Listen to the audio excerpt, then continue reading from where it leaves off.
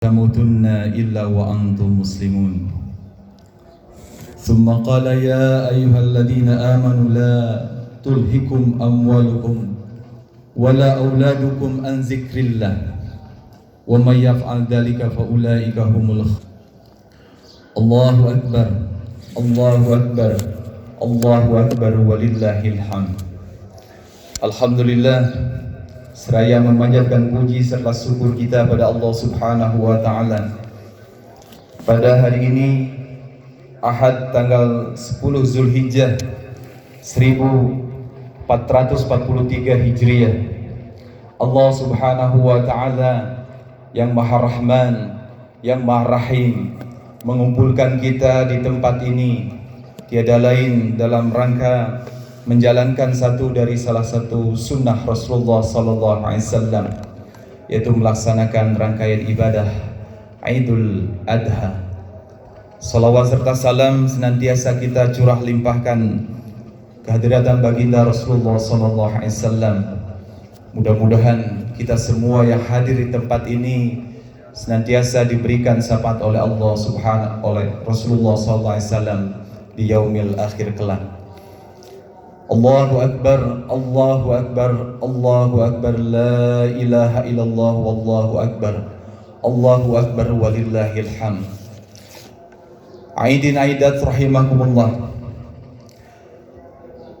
Alhamdulillah, kita berkumpul pada pagi hari ini tentunya bukan semata-mata undangan dari panitia pelaksana, bukan pula undangan dari para DKM-DKM yang ada di sekitar kita. Tapi itulah berkumpulnya kita hari ini, yakinilah masih ada kekuatan iman serta takwa kita pada Allah Subhanahu wa Ta'ala yang dirangkai dengan kata-kata cinta.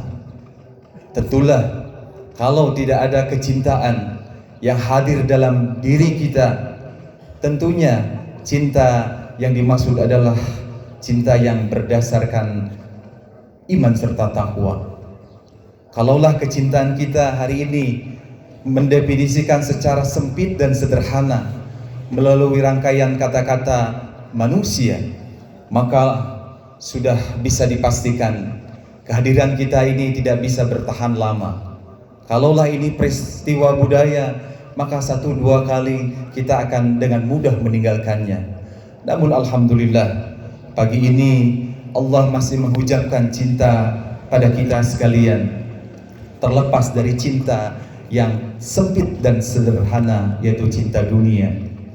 Allah Subhanahu wa Ta'ala memberikan sebuah gambaran, ternyata manusia karakternya senantiasa senang mengumpul-ngumpulkan harta dari pagi, siang, sore sampai malam hari. Tidak sedikit di antara kita yang salah mengartikan cinta terlalu sederhana, sehingga kata Allah Subhanahu wa Ta'ala di dalam surat Al-Fajr ayat ke-20, a'udzubillahi minasyaitonirrajim, wa tuhibbunal mala hubban jam'a.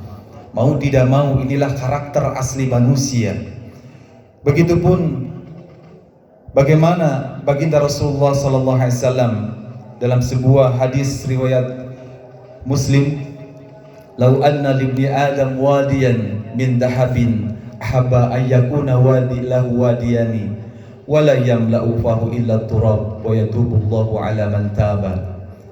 Karakter manusia yang mencintai dunia secara berlebihan, kata Rasulullah SAW, seandainya seorang anak Adam memiliki 1 lembah emas, maka tentu ia menginginkan 2 lembah yang lainnya. Dan sama sekali, kata Rasulullah SAW, tidak akan memenuhi mulutnya atau merasa puas selain tanah, yaitu kematian. Allahu Akbar, Allahu Akbar, Allahu Akbar, walillahil hamd. Aidin aidas rahimakumullah. Oleh karena itu, kita pun diberikan peringatan oleh Allah Subhanahu wa Ta'ala agar senantiasa kita waspada terhadap cinta yang maknanya sempit, cinta yang maknanya terbatas, hanya sebatas materi saja. Kata Allah Subhanahu wa Ta'ala dalam surat Al-Munafiqun, a'udzubillahi minasyaitonirrajim, ya ayyuhalladzina amanu la tulhikum amwalukum wala auladukum an zikrillah. Pesan Allah agar senantiasa kita waspada yang namanya cinta dunia. Kata Allah, wahai orang beriman, janganlah harta-hartamu dan anak-anakmu melalaikan kamu dari mengingat Allah. Allahu Akbar, Allahu Akbar, Allahu Akbar, la ilaha illallah, Allahu Akbar, walillahil hamd. Ikhwatu iman, aidin aidat rahimakumullah. Dalam ayat yang lain Allah pun memberikan penjelasan bahwa kita harus waspada dengan yang namanya cinta dunia. Wa'lamu annama amwalukum wa auladukum fitnah wa annallaha indahu ajrun adim. Kata Allah, ketahuilah wahai manusia bahwa hartamu, anak-anakmu itu hanyalah sebagai cobaan, dan sesungguhnya di sisi Allah Subhanahu wa taala adalah pahala yang sangat besar. Dan ikhwatu iman aidin aidas rahimakumullah, kata Rasulullah SAW, kita harus benar-benar waspada terhadap cinta dunia. Dalam sebuah riwayat diungkapkan, inna likulli ummatin fitnah, sesungguhnya setiap umat itu memiliki fitnah. Wa fitnatu ummati alma, dan fitnah yang akan terjadi di tengah-tengah umat Nabiullah Muhammad SAW adalah tentang harta. Maka dari itu, aidin aidat rahimakumullah, marilah kita waspada. Cinta kita ini jangan dimaknai sempit dan sederhana. Mari kita lihat beberapa peristiwa sejarah yang telah dipertontonkan oleh tokoh-tokoh sejarah yang ada di dalam Al-Quranul Karim. Cinta manusia yang terjebak dengan definisi sederhana. Kita kenal siapakah Fir'aun, tokoh yang secara kolosal dalam sejarah Al-Quran digambarkan begitu sombong dengan harta, kemudian dengan jabatan. Hal ini tentunya Allah Subhanahu wa taala ungkapkan di dalam Al-Quranul Karim agar tokoh-tokoh tersebut menjadi sebuah tazkirah bagi kita.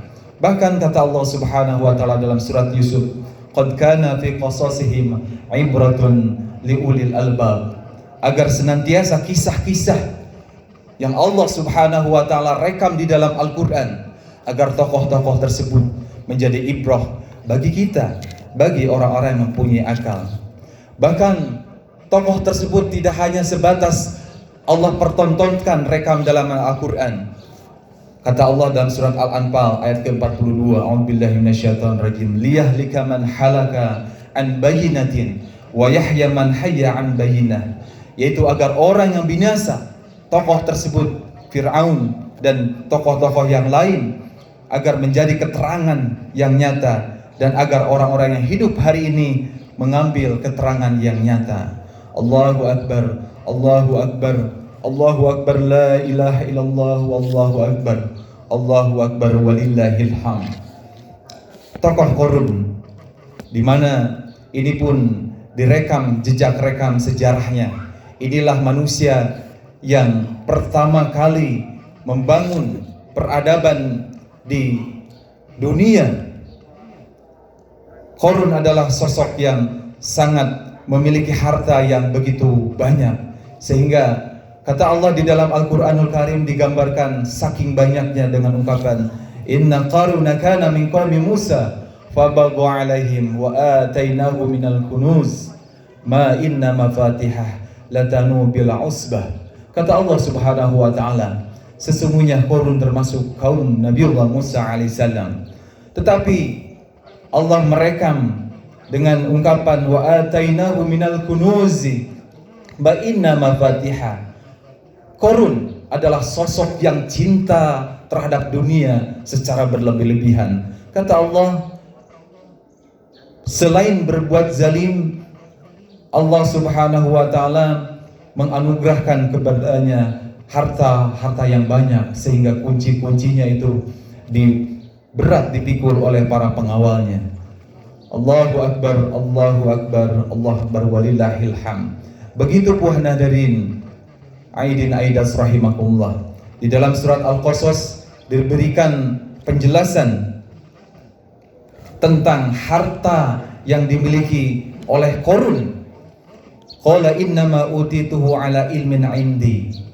Kata Qarun, dengan harta yang berlimpah, beliau dengan sombongnya mengatakan, sesungguhnya harta itu semata-mata karena ilmu yang ada padaku.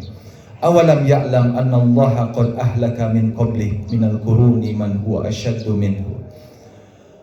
Kata Allah Subhanahu wa ta'ala, tidakkah dia tahu bahwa Allah telah membinasakan umat-umat sebelumnya yang lebih kuat daripadanya dan yang lebih mengumpulkan harta. Hampir sama dengan tokoh yang bernama Fir'aun. Bahkan dalam waktu beberapa hari ini kita tercengang menemukan para tokoh peneliti di Mesir sana. Fir'aun memiliki peti matinya saja terbuat dari emas seberat 111 kg. Nah tentu Aidin Aidat rahimakumullah, ini adalah gambaran yang kedua Fir'aun kemudian Qarun yang cintanya terlalu sederhana memandang dunia semata. Kemudian dalam Al-Quran Allah Subhanahu wa ta'ala memberikan sebuah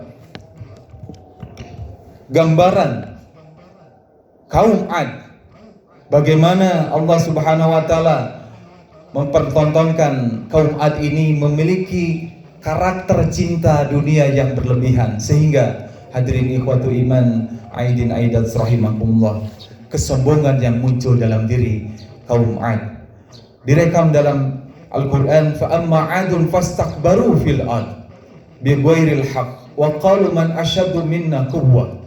Maka adapun kaum Ad, kata Allah Subhanahu wa ta'ala, fastakbaru, mereka sombong di muka bumi ini. Aidin Aidat rahimakumullah, dalam surat Al-Haqqah pun Allah Subhanahu wa ta'ala menjelaskan, wa amma 'adun fa uhliku birihin sarsarin 'atiyah. Kata Allah Subhanahu wa ta'ala, sedangkan kaum Ad telah dibinasakan birihin sarsarin 'atiyah, dengan angin topan yang sangat dingin. Allahu akbar, Allahu akbar, Allahu akbar, la ilaha illallah, wallahu akbar walillahil hamd. Begitupun yang terakhir hadirin Aidin Aidat rahimakumullah, kaum Samud yang direkam di dalam Al-Quran surat Al-A'raf ayat 78. Fa'akhadhashumur rajfata fa'asbahu fi darihim jasimin. Mereka kaum Samud yang diutus seorang nabi dan rasul yang bernama Nabi Soleh, yang kalau Bapak Ibu Aidin Aidat berkesempatan ke kota Madinah, ada satu tempat yang bernama Madain Saleh, jejak-jejak kesombongan orang-orang Samud. Kata Allah, dengan harta kemudian kepiawaian membangun gedung-gedung tinggi, Allah menghadirkan gempa menimpa mereka. Aidin Aidat rahimakumullah. Lalu bagaimana kita sebagai umat Nabiullah Muhammad SAW memandang cinta? Apakah kita akan terjebak kembali dengan pendefinisian cinta dengan tokoh-tokoh yang sudah diabadikan oleh Allah di dalam Al-Quran? Maka marilah kita kembali renungkan makna cinta yang sebenarnya adalah cinta di mana cinta yang sudah dipertontonkan dengan gagah dan megah oleh para sahabat baginda Rasulullah SAW. Karena di dalam sebuah riwayat baginda Rasulullah SAW memberikan penjelasan, khairun nasi qarni summal ladina yalunahum summal ladina yalunahum. Kata baginda Rasulullah SAW, sebaik-baik manusia adalah generasi pada baginda Rasulullah SAW semasa beliau hidup, yaitu para sahabat. Mari kita lihat indahnya cinta yang dipertontonkan oleh para sahabat. Sejarah mencatat tahun ketiga Hijriah, ketika baginda Rasulullah SAW mengutus 10 pasukan pengintai, pasukan terbaik baginda Rasulullah SAW, ada sosok sahabat yang memaknai cintanya sangat luar biasa. Beliau adalah Khubayb bin Adi. Masya Allah, kalau kita lihat, beliau adalah sosok sahabat yang memaknai cintanya itu bukan hanya tertuju kepada dunia, tapi beliau mempertontonkan cintanya tembus ke alam akhirat. Ikhwatu iman Aidin Aidat rahimakumullah, Khubayb bin Adi ini oleh baginda Rasulullah SAW diutus ke Mekah untuk memata-matai pergerakan pasukan kafir Quraisy. Namun aidin aidat rahimakumullah, pasukan kafir Quraisy tanpa diduga kurang lebih 100 pemanah mengcounter attack kedatangan pasukan dari utusan baginda Rasulullah SAW. Lalu apa yang terjadi? 10 pasukan baginda Rasulullah SAW dipanah. Kemudian satu persatu tubuh sahabat baginda Rasulullah SAW terkoyak, kemudian meninggal satu persatu, dan akhirnya tinggallah Khubayb bin Adi. Kita lihat betapa beliau begitu indah memaknai cinta kepada kita untuk dijadikan sebuah pelajaran dan renungan. Khubayb bin Adi kemudian ditawan. Khubayb bin Adi kemudian diseret ke dataran tanah haram, ke Mekah Al-Mukarramah. Dan masyarakat Mekah pada waktu itu mengenal Khubayb bin Adi adalah sosok manusia yang telah membunuh kepala suku Bani Haris waktu itu. Dengan sangat sombong dan marahnya waktu itu orang-orang kafir Quraisy, terutama kaum Bani Haris, lalu bersiap-siap mengeksekusi Khubayb bin Adi. Aidin aidat rahimakumullah. Lalu Khubayb bin Adi diarak ke salah satu tempat yang bernama Tan'im, karena mereka kafir Quraisy pun tahu bahwa di areal tanah haram itu tidak boleh terjadi pertumpahan darah. Dengan satu maksud, Khubayb bin Adi ini dibawa ke Tan'im, tiada lain untuk dieksekusi. Dan inilah sejarah, satu-satunya sejarah di Jazirah Arab dilakukan eksekusi kepada para sahabat syahid atau mujahidah yang dilaksanakan dengan cara dihukum dengan hukuman salib, dipancung dengan hukuman salib. Nah, ikhwatu iman hadirin aidat rahimakumullah. Lalu dalam suatu kesempatan Khubayb bin Adi diancam. Kemudian Khubayb bin Adi sudah mulai dihunuskan pedang kepada dada Khubayb bin Adi. Namun apa yang terjadi? Dengan sebuah penawaran, penyiksaan yang begitu luar biasa, pasukan kafir Quraisy dan orang-orang Bani Haris yang marahnya sudah tidak tertahan ingin segera mengeksekusi, tapi Khubayb bin Adi meminta izinkan saya untuk melaksanakan sholat. Ternyata beliau melaksanakan sholat, dan sholatnya ternyata cuma 2 rakaat. Inilah sebuah syariat yang nanti menjadi sunnah Rasulullah ketika menghadapi suatu masalah, maka segeralah ambil wudu kemudian melaksanakan sholat minimal 2 rakaat. Aidin aidat rahimakumullah. Khubayb bin Adi ternyata tidak hanya dihunuskan pedang dan dihancurkan, dikoyak-koyakan tubuh Khubayb bin Adi. Kemudian setelah dia melaksanakan sholat, mendengar di belakang orang-orang berbicara, pasti Khubayb bin Adi ini akan melakukan sholat yang lama karena takut kematian. Apa yang terjadi? Khubayb bin Adi cuma 2 rakaat. Kemudian ketika sholat mendengar ucapan orang-orang kafir Quraisy, waktu itu langsung lantang membicarakan, kalaulah aku takut dengan ancamanmu, maka aku akan memperlama sholatku. Subhanallah. Khubayb bin Adi akhirnya diberikan sebuah tawaran, maukah kau kembali ke keluargamu, lalu Muhammad hadir di sini seperti posisimu hari ini? Maka Khubayb bin Adi mengatakan, saya tidak ridho, walaupun satu tusuk dari duri yang menancap pada tubuh Rasulullah, saya tidak mau menggantikan posisi beliau pada posisiku hari ini. Kemudian dieksekusilah Khubayb bin Adi. Apa yang bisa kita simpulkan? Ternyata kecintaan sahabat Khubayb bin Adi ini sangat luar biasa. Sebagaimana ini yang digambarkan oleh baginda Rasulullah SAW, man kana Allah wa rasuluhu ahabba ilaihi mimma siwahu. Konsep cinta yang sebenarnya adalah bagaimana kita mengedepankan kepentingan Allah, kepentingan Rasulullah SAW dibandingkan yang lainnya. Ikhwatul iman aidin aidat rahimakumullah. Kemudian dalam sejarah dengan indah bagaimana kita bisa mengenal sosok Bilal bin Rabah. Beliau ketika menerima hidayah untuk memeluk Islam, Umayyah sebagai majikan menyeret. Kemudian Bilal bin Rabah terus disiksa dan dianiaya sampai di atas padang pasir yang begitu panas, dihimpit dengan batu yang besar. Maka terus diancam, "Wahai Bilal, apakah kau akan meninggalkan ajaran Muhammad?" Lalu dijawab dengan ungkapan yang ringkas dan sederhana, "Ahad, ahad, ahad." Semakin kuat diancam, kemudian disiksa oleh Umayyah majikannya, maka yang terungkap adalah ahad, ahad. Inilah bukti bahwa cinta para sahabat begitu besar terhadap Allah dan Rasulnya. Ikhwatu iman aidin aidat rahimakumullah. Belum lagi sosok Masyitoh, seorang yang sangat legendaris. Beliau adalah salah seorang pembantu di istana Fir'aun. Dia adalah seorang sahidah pertama di dalam sejarah Islam. Ternyata aidin aidat rahimakumullah, makna cinta Masyitoh pun sama.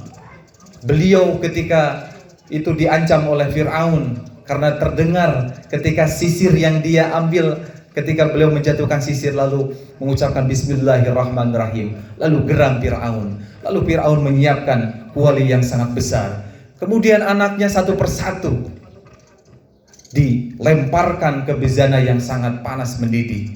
Lalu tinggallah anak yang paling kecil. Lalu, "Ya ummah, innaki anta 'alal haq." Wahai ibuku, engkau berada dalam hak. Dia diancam, tapi dengan kecintaan yang besar terhadap Allah dan Rasulnya, Masyitoh pun dilempar ke kuali yang sangat panas, maka beliau pun mati syahid. Aidin aidas rahimakumullah. Maka hari ini mari kita koreksi cinta kita. Jangan sampai kecintaan kita hanya terbatas terhadap definisi yang sangat sempit, yaitu dunia, seperti para tokoh-tokoh yang telah direkam dalam Al-Quranul Karim, Fir'aun, Qarun, kaum Ad ataupun kaum Samud. Maka hadirin ikhwatu iman rahimakumullah, kita pun di momentum Idul Adha ini mari kita kembalikan bagaimana cinta yang sebenarnya yang dipertontonkan oleh para nabi dan para rasul serta para sahabat. Dan hari ini kita pun diingatkan dengan cintanya Nabiullah Ibrahim alaihissalam. Ada beberapa ujian yang membuktikan bahwa beliau begitu teguh mempertahankan cintanya. Yang pertama, Al-Quran merekam Ibrahim alaihissalam bagaimana ujian cinta dunianya itu dipertontonkan.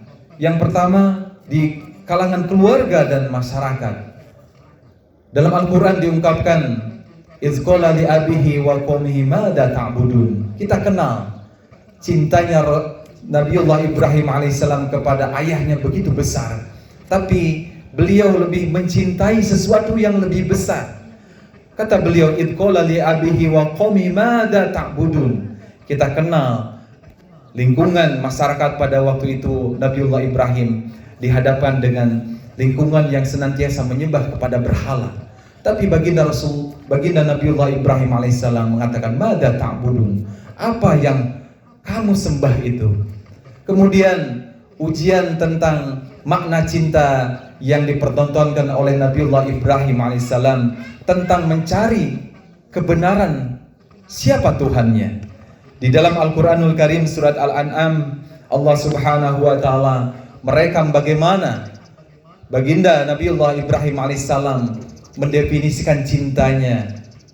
"Falamma janna alaihil lail ra'a kaukaban qala hadza rabbi." Ini adalah sebuah perenungan Nabiullah Ibrahim alaihissalam tentang fenomena alam. Ketika malam gelap gulita, Nabiullah Ibrahim alaihissalam melihat sebuah bintang. Kata Nabiullah Ibrahim alaihissalam, "Ini mungkin Tuhanku." Falamma afala qala la uhibbul afilin. Ketika bintang sudah tidak ada, lalu beliau mengatakan, La uhibbul afilin, saya tidak senang terhadap sesuatu yang hilang atau tenggelam. Kemudian baginda Nabiullah Ibrahim alaihissalam melihat al-qamar, bagaimana beliau memperhatikan fenomena alam, adanya bulan. Maka beliau pun berkata, hadza rabbi, pasti ini adalah Tuhanku. Ini lebih indah, ini lebih menarik dari pandanganku. Tapi apa kata baginda Nabiullah Ibrahim alaihissalam?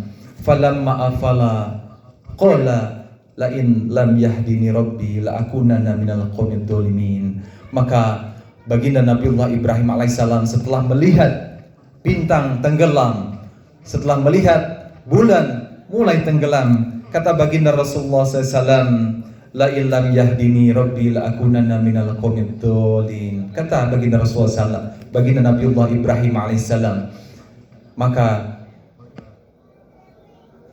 semua yang tenggelam itu bukanlah Tuhanku.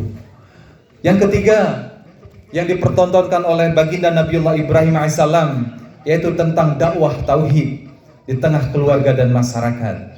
Allah Subhanahu wa taala merekam dalam surat Al-An'am ayat ke-74, a'udzubillahi minasyaitonir rajim. Wa id qala Ibrahim li abihi Azar atattakhidu asnaman alihah inni araka wa qaumaka fi dhalalin mubin. Allahu akbar, Allahu akbar, Allahu akbar, la ilaha illallah, Allahu akbar, walillahil hamd. Aidin aidat rahimakumullah. Dalam ayat ini sebuah bukti bahwa baginda Nabiullah Ibrahim alaihissalam diuji tentang cintanya di tengah keluarga dan masyarakat, bahkan di hadapan orang tuanya. Wa id qala Ibrahim li abihi, dan ingatlah ketika Nabiullah Ibrahim alaihissalam berkata kepada ayahnya, atattakhidu asnaman alihah, pantaskah engkau menjadikan berhala itu sebagai alihah Tuhan? Inni araka wa qaumaka fi dhalalin mubin. Ini adalah fenomena baginda Nabiullah Ibrahim alaihissalam menguji kadar cintanya di tengah-tengah masyarakat, di tengah-tengah keluarga. Nabiullah Ibrahim alaihissalam pun dikenal dalam kehidupannya diberikan amanah oleh orang tuanya Azar untuk mendagangkan salah satu karya dari ayahnya. Maka Nabiullah Ibrahim alaihissalam pun berani menghadapkan diri kepada ayahnya bahwa atattakhidu asnaman alihah, ini bukan Tuhan. Tapi beliau dengan begitu cintanya kepada Azar ayahnya, beliau pun berkeliling menjual belikan karya dari ayahnya. Dan ikhwatu iman aidin aidas rahimahullah, ternyata dalam masyarakat Nabiullah Ibrahim alaihissalam, sosok Namrud yang kala itu senang mengadakan sebuah pesta karnaval untuk mempertontonkan karya-karya berhala buatan dari rakyatnya. Maka diam-diam baginda Nabiullah Ibrahim alaihissalam mengatakan, faragha ila alihatihim faqala ala ta'kulun. Kemudian Nabiullah Ibrahim alaihissalam diam-diam mendekati karnaval itu, dan satu persatu berhala yang dipertontonkan diajak ngobrol. Ala ta'kulun, bukankah, mengapa kamu tidak makan? Artinya berhala yang ada di hadapannya itu diajak dialog di hadapan masyarakat, sehingga Nabiullah Ibrahim alaihissalam memberikan sebuah pelajaran kepada manusia, keluarga, bahkan masyarakat yang ada di sekitarnya, bahwa berhala ini tidak bisa memberikan manfaat ataupun maslahat. Hadirin aidin aidat rahimakumullah. Lalu beliau pun berkata, alakum tantiqun, kenapa kamu tidak menjawab? Lalu dalam Al-Quran lanjutannya, faragha alaihim dzarban bil yamin. Setelah terlihat bahwa masyarakat gemar menyembah kepada patung berhala, lalu beliau pun menghadapi berhala-berhala tersebut, kemudian memukulnya dengan tangan kanannya. Dan akhirnya apa yang terjadi? Nabiullah Ibrahim alaihissalam diseret, kemudian dimasukkan dalam sebuah kubangan kayu-kayu bakar dan siap untuk dibakar.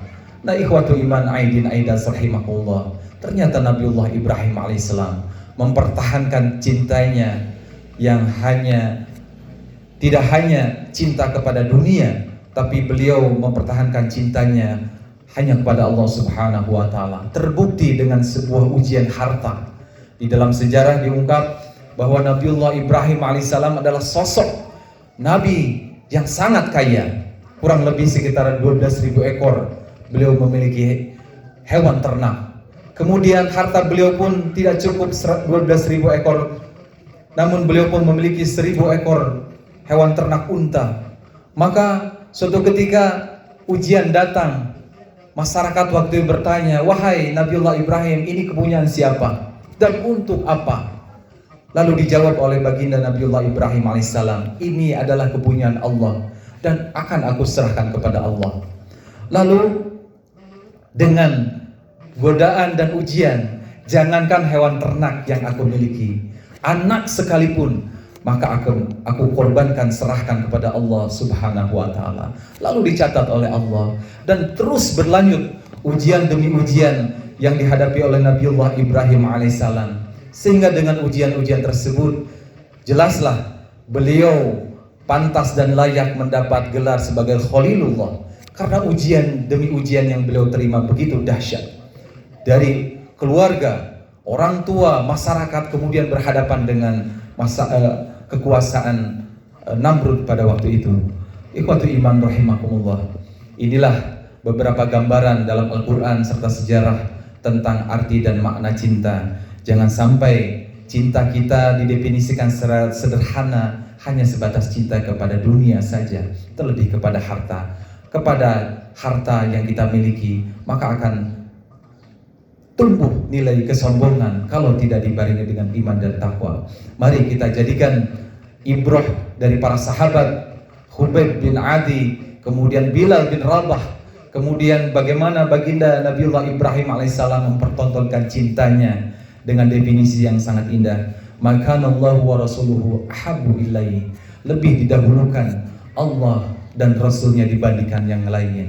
Mudah-mudahan Allah Subhanahu wa Ta'ala memberikan kekuatan kepada kita agar senantiasa kita dijaga dari cinta dunia yang melenakan. Dan akhirnya marilah kita bermunajat kepada Allah Subhanahu wa Ta'ala di hari yang baik ini. Mudah-mudahan Allah yang maha mendengar, maha menyaksikan, mengabulkan doa serta cita-cita kita. Alhamdulillahirabbil alamin, Ar-Rahmanir Rahim, la haula wala quwwata illa billah. Asyhadu an la ilaha illallah wahdahu la syarika lah, wa asyhadu anna Muhammadan abduhu wa rasuluh. Allahumma shalli ala Muhammad wa ala alihi wa ashabi ajma'in. Faqala Allah fi kitabil karim, walau anna ahlul qura amanu wattaqu la fatahna alaihim barakatin minas samai wal ardh walakin kadzabu fa akhadnahum bima kanu yaksibun. Allahumma ya Allah, pada pagi hari ini kami berkumpul ya Allah di tempat ini dalam rangka menyelenggarakan salah satu rangkaian sunnah Nabi-Mu ya Allah, melaksanakan ibadah kurban. Maka berkahilah kami ya Allah. Allahumma ya Allah, kami berkumpul di tempat ini bukan hendak menunjukkan kekayaan ya Allah, kepangkatan dan kesombongan. Ya Allah ya Rahman ya Rahim, kami sadar sedalam-dalamnya ya Allah ya Rahman ya Rahim bahwa kami ini miskin ya Allah di hadapan-Mu yang maha kaya. Ya Allah ya Rahman ya Rahim, kami sadar kami ini hina ya Allah di hadapan-Mu yang maha mulia. Diri ini kami pendosa ya Allah ya Rahman ya Rahim di hadapan-Mu yang maha pemaaf.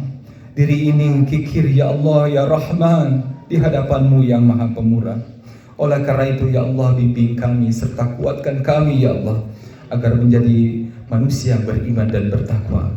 Ya Allah ya Rahman ya Rahim, berikanlah kepada kami kesehatan ya Allah serta keselamatan dan rizki yang berkah yang halal sehingga kami bisa meneruskan amal soleh.